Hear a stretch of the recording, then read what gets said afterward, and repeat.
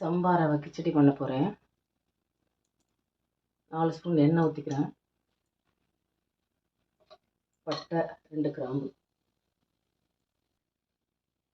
2 வெங்காயம் சாப் பண்ணதை போட்டுக்கிறேன்.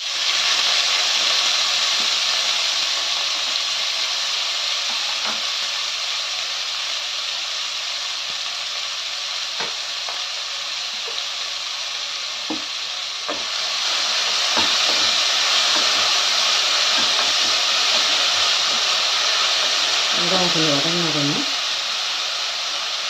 50 gram carrot, 50 gram beans, 50 gram குடமிளகாய், இது 3 கட் பண்ணி அலசிட்டு கட் பண்ணி வச்சுருக்கேன். அதையும் போட்டுக்கிறேன்.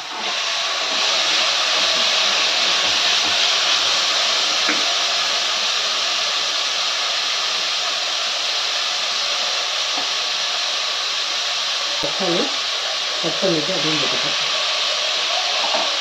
போட்டு 2 நிமிஷம் நல்லா வதக்கிட்டு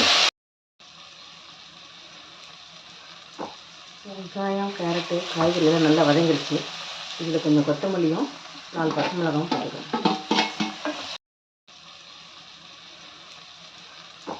வெங்காயம் கேரட்டு காய்கறியெல்லாம் நல்லா வதங்கிடுச்சு.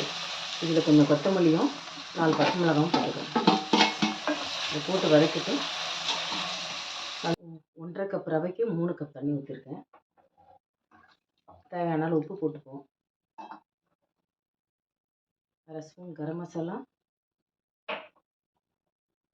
1/2 ஸ்பூன் மஞ்சத்தூள்,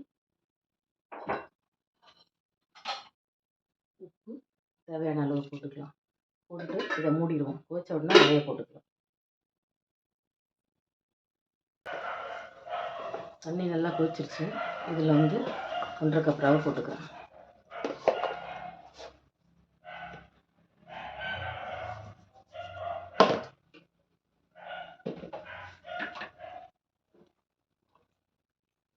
இது ஒரு தட்டு போட்டு மூடிட்டு ஒரு 20 நிமிஷம் வச்சு வெந்த உடனே நான் ரெடி பண்ணுறேன்.